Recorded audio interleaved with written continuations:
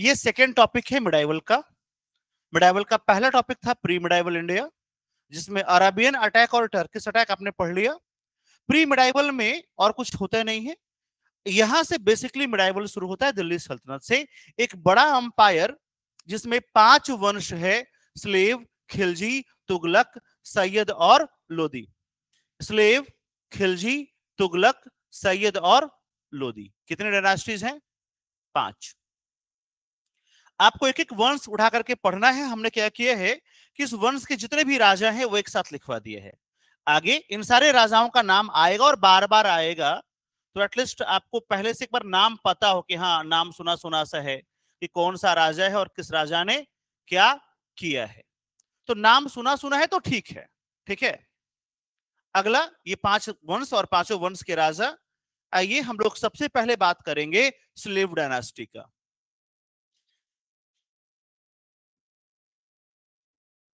Slave dynasty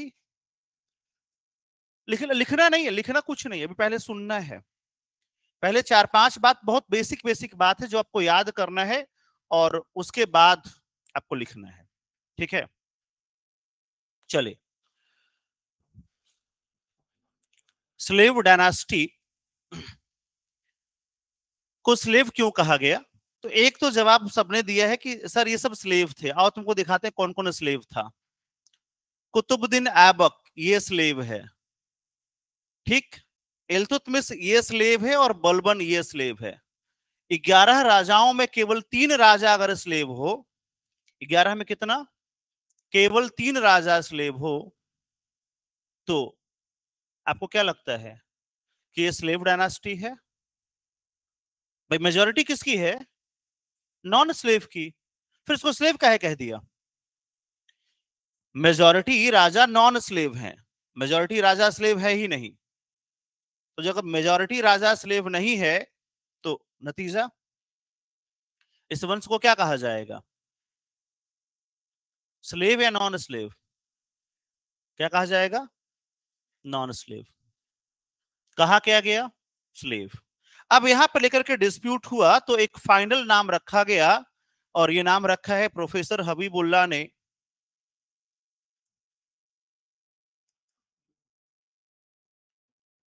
क्या नाम रखा है? मामलूक। क्या नाम रखा है? Mamluk dynasty. अब ये मामलूक का मतलब क्या होता है? मामलूक का मतलब होता है slave or children of slave, slave or descendant of slave. या तो स्लेव हो या स्लेव का क्या हो, वंशज हो। आओ देखा जाए, आओ देखा जाए। ये इसका बेटा है, ये इसका बेटा है, ये खुद स्लेव है, ये इसका बेटा है, ये इसकी बेटी है, ये इसका बेटा है, और ये इसका बेटा है, और ये इसका पोता है। ये खुद स्लेव है, ये इसका बेटा, ये इसका पोता। अब बताओ मामलूक सही है या नहीं है? अप्रोप्रिएट नेम क्या होगा? मामलूक। अप्रोप्रिएट नेम क्या होगा? Mamluk dynasty. ठीक है, तो प्रोफेसर हबीबुल्लाह ने जो नाम रखा है वो मामलूक डायनास्टी नाम रखा है, और यही इसका ऑफिशियल नेम है। आप चाहे अपनी कॉपी में या आप किताबों में जो भी नाम पढ़ लें, इसका ऑफिशियल नेम क्या है? Mamluk dynasty. ठीक है, तो क्या कहा जाएगा? मामलूक। क्यों कहा जाएगा मामलूक? क्योंकि जितना भी राजा है या तो स्लेव है या तो स्लेव का बाल बच्चा है। आपने देखा ना 11 के लिस्ट में एक भी राजा नहीं है जो बाहर से आया है। तो सही नाम क्या होगा? तो सवाल पूछा गया है कि गुलाम वंश का ऑफिशियल नेम क्या है, तो क्या बताओगे? Mamluk dynasty. दूसरा सवाल पूछा गया है कि किसने कहा है मामलूक डायनास्टी, तो क्या बताओगे? प्रोफेसर हबीब उल्लाह।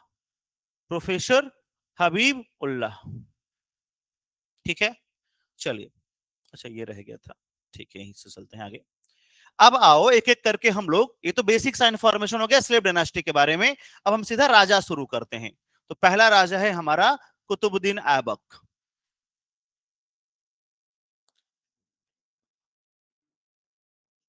ऐबक का मतलब पता है? इसका नाम पहले ऐबक ही था, केवल ऐबक।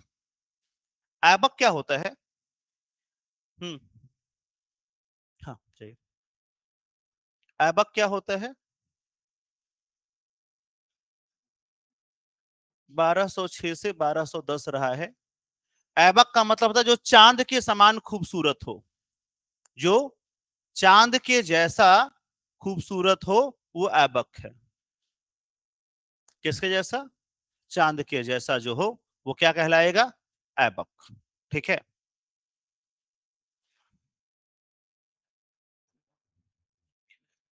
इसकी कहानी ये है कि एक परिवार है, थोड़ा कहानी सुन लो बस, कुछ है नहीं इसमें, 4 साल का टाइम है इसका, मर जाएगा कोई बिना कोई खास काम किए। एक परिवार है जिसके पास कोई बच्चा नहीं है, जुलाहा मुस्लिम परिवार, ईरान में। बेचारे गरीब थे, कोई बच्चा भी नहीं था, बस जीवन कट रहा था। मंदिर मस्जिद जो भी वो कर सकते थे बच्चे के लिए वो सब किया, लेकिन बच्चा हुआ नहीं। एक दिन उसका जो पति है ना, वो सुबह वाली जो नमाज होती है ना, हाँ, सुबह अजान, वो क्या करते उसको, जो भी कहते हैं छोड़, वो पढ़ करके बेचारा वो मस्जिद अजान ही कहते हैं ना उसको, अमूमन होता अजान ही है। हाँ, तो वो सुबह सुबह पढ़ करके आ रहा था, मस्जिद की सीढ़ियों पे एक बच्चा उसको रोता हुआ मिला, तो उसको लगा कि शायद ऊपर वाले ने सुन लिया और यही उसने भेजा है। हमारा नहीं तो क्या हुआ, बच्चा तो है ही, एकदम छोटा सा बच्चा, उसको उठा के अपने घर ले गया। ए वक्त थोड़ा बड़ा हुआ तो बहुत सुंदर बच्चा था, बहुत सुंदर। माँ बाप को बड़ी तरस आई, करे यार इतना सुंदर बच्चा जरूर किसी राजा का होगा। अनअकैडमी अब सिर्फ ऑनलाइन नहीं, ऑफलाइन में भी अवेलेबल है। ऑफलाइन सेंटर हमारे दिल्ली के करोल बाग के ओल्ड राजेंद्र नगर एरिया में, जहां पे आपको मिलता है यूपीएससी सीएससी का इंग्लिश मीडियम बैचेस।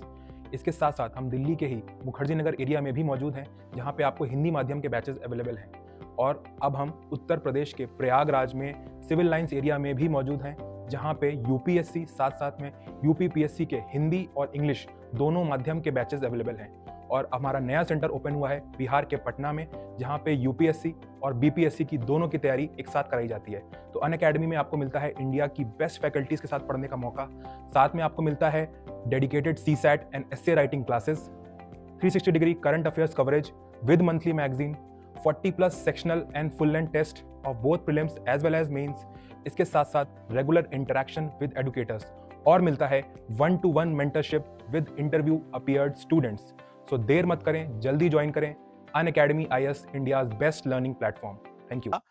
किसी अमीर शख्स का होगा, हमारा तो नहीं हो सकता, हमारा तो है ही नहीं, हमारे से किसी गरीब का तो नहीं रहा होगा। बोला हम इसे ठीक से खाना भी नहीं खिला पाते हैं, इसकी परवरिश भी ठीक से नहीं कर पाते हैं, ये बड़ा होगा तो क्या बनेगा? हमारी तरह जुलाहा, जुलाहा सुनो तो वीवर जो कपड़े बुनता है, क्या यार क्या इसका फ्यूचर है? अच्छा, ऊपर वाले ने भी कुछ तो सोचा था, उसने भाग्य में दिल्ली का तख्त लिखा था, ऐसे कैसे हो जाता? तो माँ बाप मतलब जिसने उसको उठाया था, दिल पे पत्थर रख करके उसको काजी को बेच दिया कि इसको बेच देते हैं और हमें भी कुछ पैसे मिल जाएंगे, हमारी भी गरीबी थोड़ी दूर हो जाएगी और ये बच्चा भी सही जगह पहुंच जाएगा। अच्छा, काजी अमूमन देखो आज तो धर्म में धर्म कम और पाखंड ज्यादा है, उस जमाने में ऐसा नहीं था। जो भी धार्मिक आदमी था ना, कोई भी किसी भी धर्म में, बड़ा नेक दिल आदमी हुआ करता था। आज जैसे सब चारों तरफ करप्ट लोग बैठे हो, धर्म चाहे जो हो, यार मैं खुला बोलता हूँ, चाहे जो हो। कल भी लोग बात कर रहे थे ना, 35,000 का चश्मा और 65,000 का कोट, आज आया बयान कि हाँ मैं पहनूंगा, हमने कहा पहनो, उसमें क्या तकलीफ है? अब उस समय बड़ा नेक दिल काजी, बहुत नेक नेक इंसान, और नेक नहीं होगा तो बनेगा भी नहीं काजी, बहुत नेक आदमी था, पढ़ा लिखा आदमी, विद्वान, बहुत जरूरी था। काजी को बेच दिए, काजी ने मुंह मांगा कीमत दिया और बच्चे को अपने बेटे की तरह पालना शुरू किया। काजी साहब एक बार लौटे तो देखा बेचारा वो कुरान पूरा गा रहा था, रटा हुआ था उसको पूरा कुरान, बिना देखे पूरा कुरान रट लिया। तो काजी साहब ने टाइटल दिया उसको, क्या? कुरान ख्वा। लिखना नहीं है, सुनना है पहले। क्या टाइटल दिया? कुरान ख्वाह। क्या टाइटल दिया?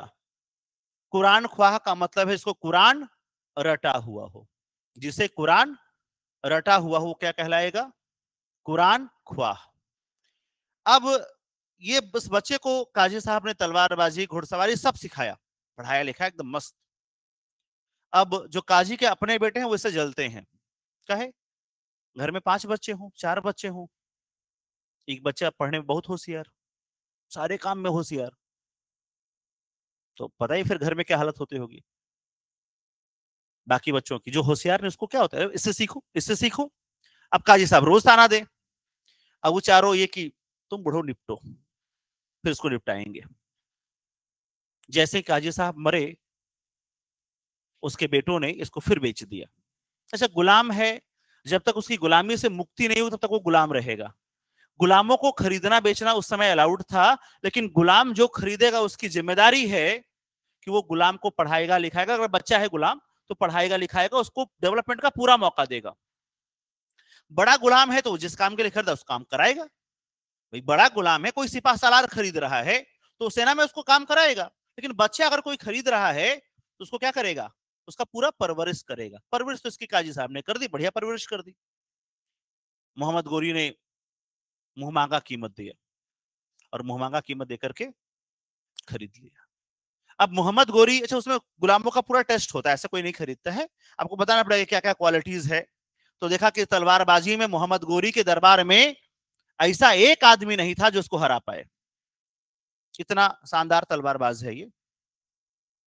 और लॉयल्टी टेस्ट सब जो भी था, टेस्ट वेस्ट हुआ, पास हो गया और खरीद लिया गया। अब मोहम्मद गोरी ने इसे अपना सिपाह सालार बनाया। क्या बनाया? और इसने खुद को पूरे जीवन कभी भी सुल्तान नहीं कहा, खुद को केवल और केवल क्या कहा? सिपाह सालार कहा। कभी सुल्तान नहीं कहा खुद को। ये कहता है कि मैं गोरी का क्या हूं? सेनापति, सिपाह सालार। राजा बनने के बाद, दिल्ली सल्तनत का सुल्तान बनने के बाद इसने लाखों रुपया दान किया है, इसलिए इसे लाख बख्श कहते हैं। क्या कहते हैं इसे? क्यों? लाखों रुपया ये दान कर देता है, इसलिए इसका नाम क्या पड़ा? लाख बख्श। अब 4 साल का शासन, कुछ खास काम इससे हुआ नहीं। क्यों नहीं खास काम हुआ? क्योंकि इसने, इसके 2 दुश्मन थे, ऐबक और कुबाचा और एल्दोज। तो बहुत काम करने का टाइम भी नहीं मिला और अनप्लान डेथ है इसका। ये कुछ बिल्डिंग्स बनवाना चाहेगा, तो इसकी बिल्डिंग से भी सवाल आता है।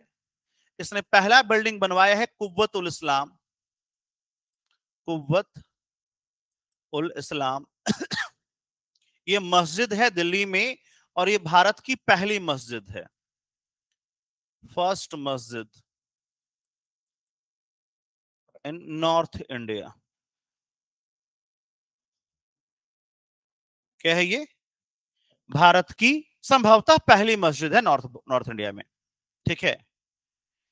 दूसरा बिल्डिंग इसने क्या बनवाया है? कुतुब मीनार।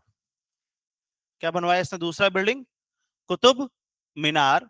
और कुतुब मीनार कब बना या कैसे बना कुतुब मीनार? तो ये बनवाया गया है ख्वाजा कुतुबुद्दीन, ख्वाजा कुतुबुद्दीन बख्तियार काकी, बख्तियार काकी की मेमोरी में। कैसे बनाया गया है? ख्वाजा कुतुबुद्दीन बख्तियार काकी के मेमोरी में क्या बना है? अरे बोलो यार। कुतुब मीनार। क्या बना है? ख्वाजा कुतुबुद्दीन बख्तियार काकी की याद में इसने क्या बनवाया है? कुतुब मीनार बनवाया है। बोलो क्लियर है? चलो ठीक है। तीसरा, ये भी पूरा नहीं हुआ है, और तीसरा ये बनवाएगा 2.5 दिन का झोपड़ा, ये भी बनवाया है दिल्ली में। क्या बनवाएगा? 2.5 दिन का झोपड़ा। ये बनवाया अजमेर में। ध्यान देना, ये 2.5 दिन में नहीं बना है। इसका जो नाम है 2.5 दिन का झोपड़ा, वो सार्केज्म है, सार्केस्टिक वे में रखा गया नाम है। राजा यहाँ पे एक संस्कृत महाविद्यालय है उसको तोड़ करके, संस्कृत डिग्री कॉलेज को तोड़ करके एक मस्जिद बनाना चाहता है। विद्यालय तोड़ दिया लेकिन मस्जिद बनवा नहीं पाया पूरा, आधा ही बन पाया था, उसका काम रुकवा दिया, और इतिहासकारों ने व्यंग में इसको कहा है 2.5 दिन का झोपड़ा। ठीक है, आप अजमेर जाएंगे ना, तो अजमेर जाइए, खूब बढ़िया से जाइए, 3-4 बार जाइए, यहां नहीं जाने के।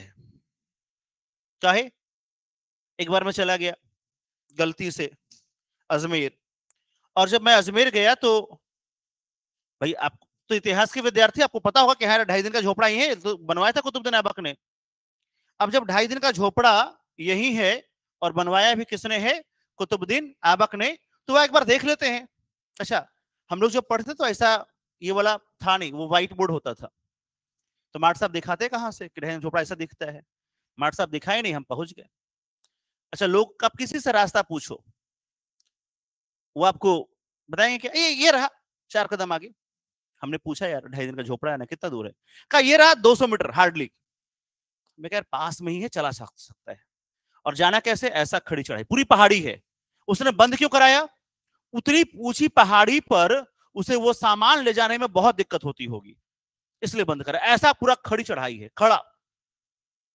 लगभग 500 मीटर चढ़ने के बाद फिर हमने पूछा यार हो गया होगा 200 मीटर, हम कौन सा नाप के चल रहे थे। फिर पूछा कि यार कहाँ है? कहा ये रहा 200 मीटर। भाई ऐसा कर करके 2 किलोमीटर है, और चलना नहीं है, चलना तो फिर भी तुम चल लेते। चलो उस समय जमान था, चढ़ गए। उसके बाद जैसे बिल्डिंग दिखी, पहला काम, पहली फुर्सत में कम से कम 1.5-2 लाख दिया इसको, बढ़िया वाला, एक के बाद एक। काहे? भाई वहां अच्छा भला स्कूल था, तुमको तुड़वाने कौन कहा था? और तुड़वाए तो फिर बनवाया का ही नहीं कुछ।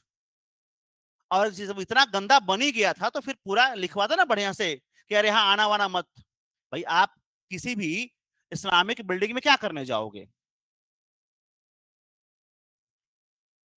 चलो मान लो नमाज पढ़ने, तो मस्जिद होता तो नमाज पढ़ने जाऊंगा। मैं मान लेता कि मैं नमाज पढ़ने गया था, लेकिन भाई मस्जिद तुम बनाओ तो मस्जिद बनेगी तो नमाज पढ़ेगा तुम यहाँ पे। ऐसे कहीं भी पढ़ लिया हो तो फिर तो, इससे तो आप कहीं भी नमाज पढ़ सकते हैं, प्लेटफॉर्म पे भी पढ़ सकते हैं।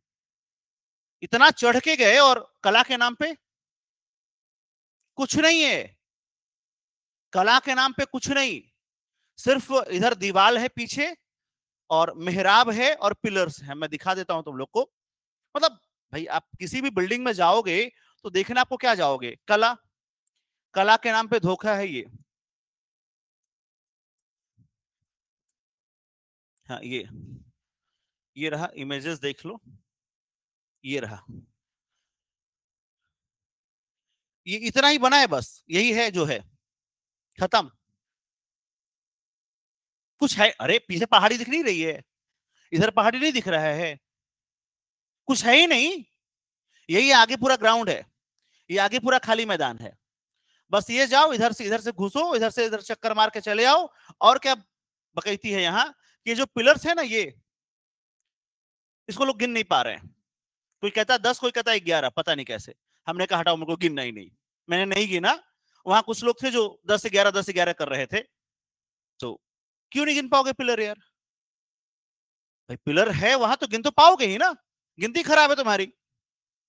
एक सिरे से गिनना शुरू करो, इधर से गिन लो।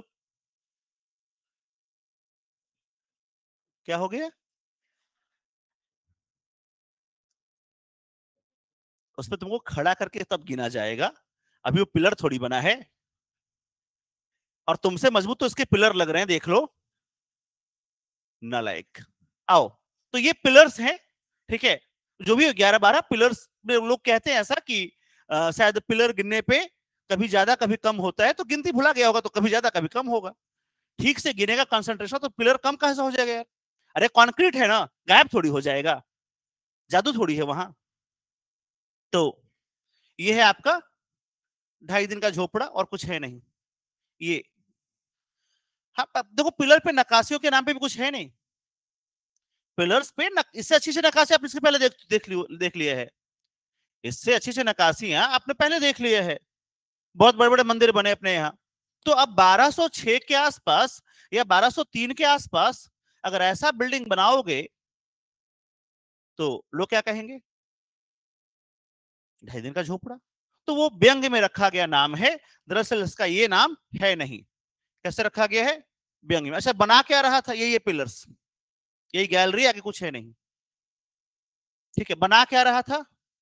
मस्जिद। बन, अच्छा बन तो उससे ये भी नहीं पाया। अरे ये कहां चला गया? अच्छा छोड़ो छोड़ो उसको, छोड़ो नहीं, इस पे आ जाते हैं सीधा। हाँ, बन तो उससे कुतुब मीनार भी नहीं पाया था। कुतुब मीनार को किसने पूरा कराया? यही लिख लेना है, कंप्लीटेड बाय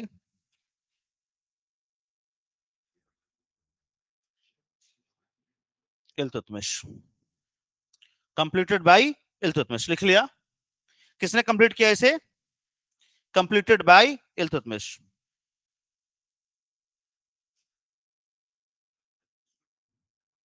ठीक है, चलिए आगे चलते हैं।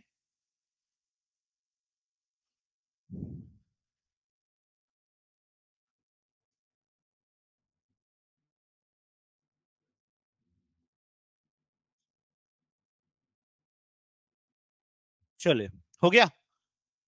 लिखो, लिखो। Capital of Qutbuddin Aibak was Lahore. Capital of Qutbuddin Aibak was Lahore.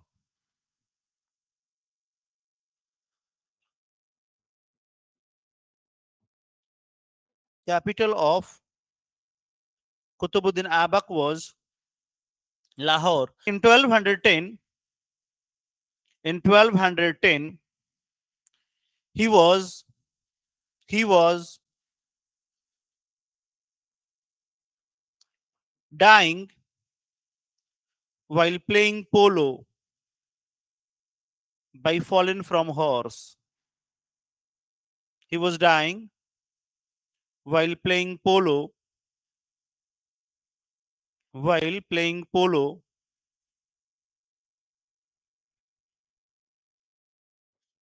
by falling from horse.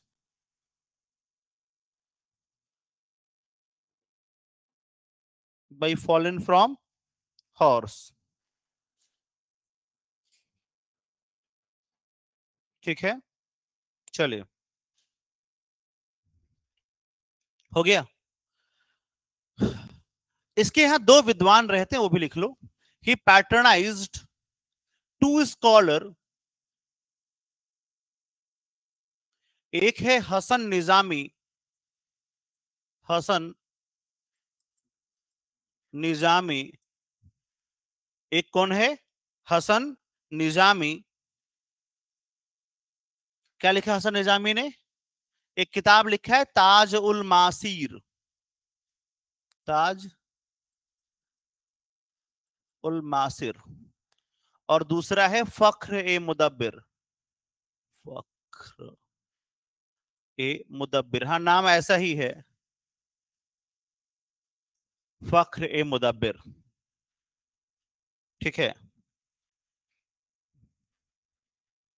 First Muslim political scholar. Political scholar, पहला मुसलमान पॉलिटिकल स्कॉलर है ये।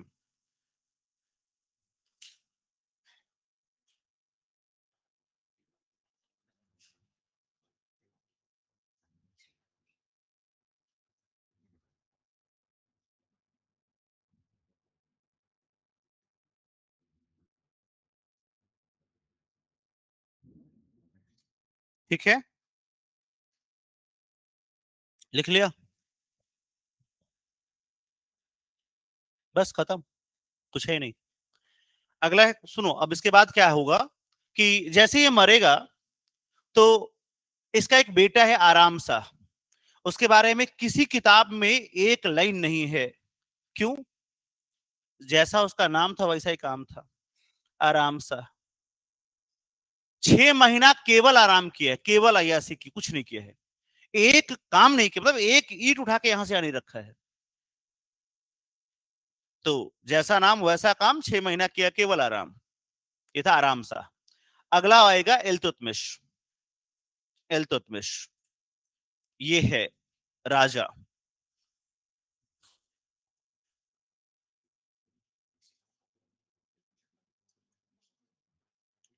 1206 से 1210, ओह सॉरी, हाँ रुक जाओ, 10 से शुरू होगा और 36 तक जाएगा ये। इसकी कहानी क्या है, ये ऐबक का गुलाम है, पता है, इसलिए इसको गुलामों का गुलाम, स्लेव ऑफ स्लेव कहते हैं। क्या कहते हैं इसको? Slave of slave. क्यों कहते हैं ऐसा? देखो, ये बेचारा वही छोटा सा बच्चा जो गुलाम है, पता नहीं, माँ बाप का बहुत आइडिया है नहीं किसी को इसके बारे में, कि माँ बाप गुलाम है तो माँ बाप को कौन पता करेगा, कुंडली के कोई थोड़ी घूमेगा साथ साथ, तो माँ बाप का पता नहीं। इसका जो मालिक था वो इसको बेचने के लिए गोर में आया। कहा आया? मोहम्मद गोरी के यहाँ आया और मांगा कि मुझे इस गुलाम का 10,000 चांदी का सिक्का या 1 लाख चांदी का सिक्का, ठीक है, मतलब बहुत अलग अलग किताबों अलग अलग लिखा है, ठीक है, कुल मिलाकर के बहुत महंगी कीमत मांगी थी। 10,000 भी मांगा है उस समय, 10,000 बहुत है यार। एक एक गुलाम की कीमत 200, 400, 600 सिक्के बहुत हैं पुरुष गुलाम की। अगर 10,000 चांदी का सिक्का मांग रहा है तो मतलब समझ रहे हो, मतलब बहुत महंगा। गोरी ने कहा कि ऐसा ऐसा क्या इसमें खास है कि ये इतना महंगा है। इसी पर पट्ट से उसने भी जवाब दे दिया कि ये सुल्तान तुम्हारे सारे गुलामों से ज्यादा शानदार गुलाम है ये हमारा। यार सुल्तान को जवाब समझ रहे हो, छोड़ेगा वो? हाँ, सुल्तान को आपने क्या कह दिया कि अगर ये आपके पास नहीं है तो कुछ नहीं तुम्हारे पास, तुम्हारे जितने गुलाम हैं उन पे अकेला भारी है, उनसे सबसे अच्छा है ये गुलाम।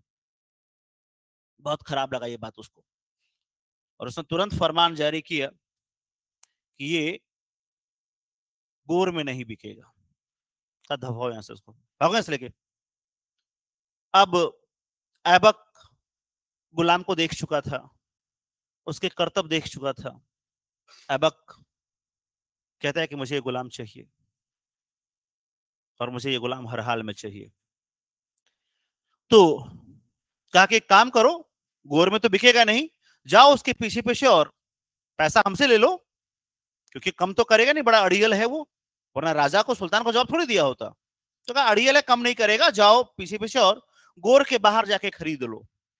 यहाँ पे फिर से कहानियों में कुछ जगहों पे लिखा है कि दिल्ली के बाजार से खरीदा, कुछ जगहों पे लिखा है कि गोर के ठीक बाहर, गोर के ठीक बाहर जाकर के उसको खरीद लिया, उसको परचेज किया और लेकर के आया।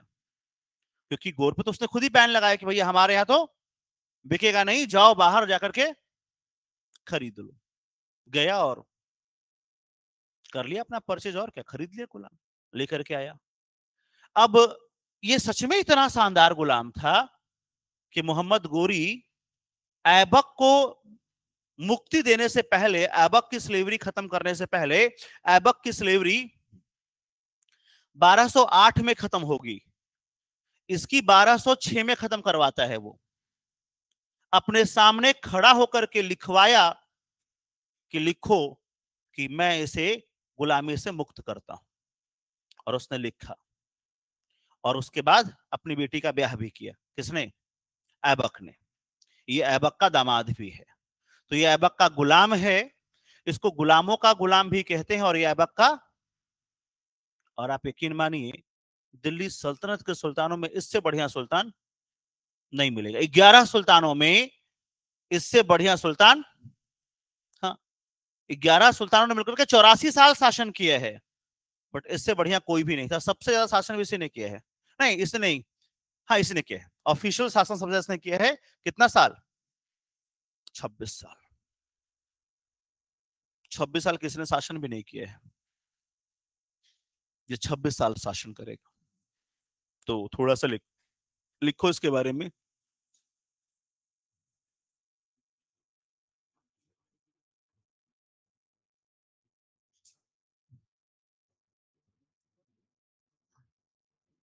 हम्म।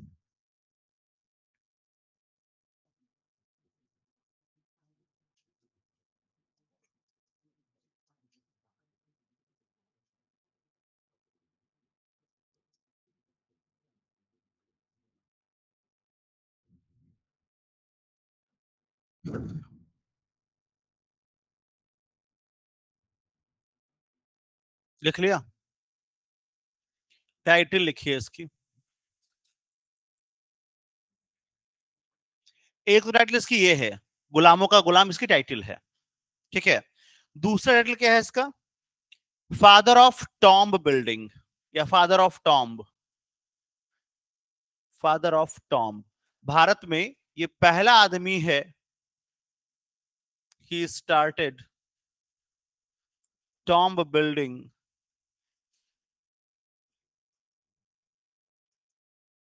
he started tomb building in India.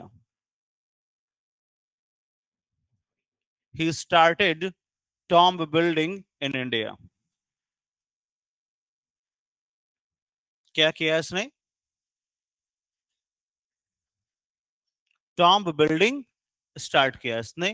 He started tomb building in India. इसके पहले भारत में मकबरे नहीं बनते थे, ये पहला मकबरा बनवाएगा। किसका बनवाएगा? अपने बेटे का। इसका जवान बेटा है, बहुत अच्छा बच्चा है इसका। वो इसके कई बेटे हैं, 4-5 बेटों में जो सबसे योग्य बेटा था नासरुद्दीन महमूद, वो बेचारा जवान ही हुआ था कि मर गया।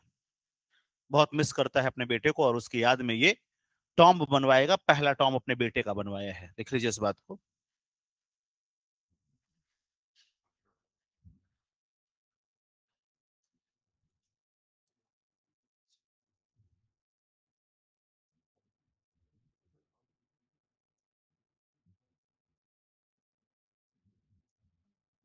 और इसीलिए अपने पोते का नाम भी अपने बेटे के नाम पे रखा है। ये जो लड़का है ना इधर, कहा गया, ये ये इसका नाम और इसके बाप का नाम सेम है। इसका नाम और इसके बाप का नाम सेम है।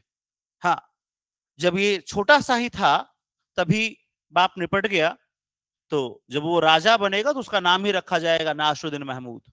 इसके बाप का भी नाम नासरुद्दीन था, ठीक है। हाँ, आपको पता था ये पोता है उसका, इल्तुतमिश का। ये पोता है इसका, ठीक है। तो इसी का, इसके बाप का मकबरा बनवाया था इसने। कहाँ गया यार?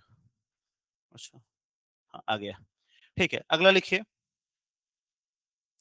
इसका तीसरा टाइटल है सुल्तान ए सईद। सुल्तान ए सईद।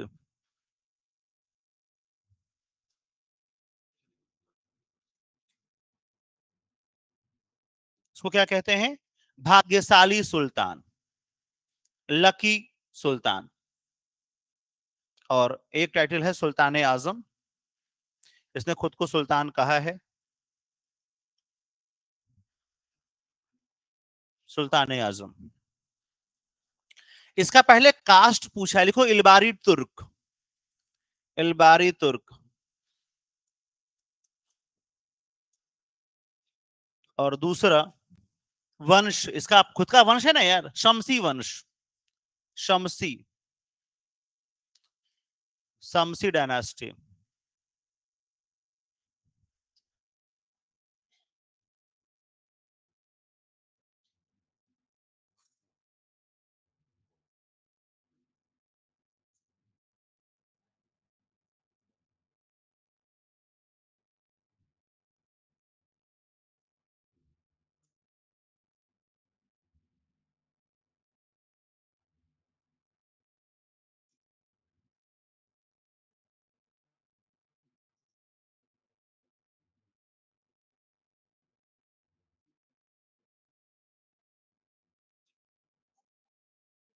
लिख लिया? चलिए आगे लिखिए। हो गया ना शमसी डायनास्टी, ठीक है। अब लिखो। अब लिखो, कहानी तो बताई थी आपको। हाँ, तो लिखने की जरूरत है, इसको ऐबक ने परचेज किया है।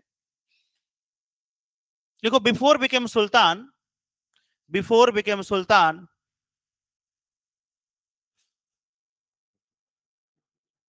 before became sultan, he was governor of Badaयूं. He was governor of Badaयूं. Badaयूं. Badayn. Badaयूं.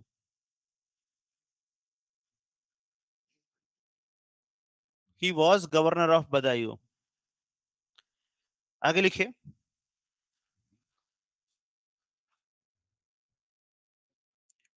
Military expedition of military expedition of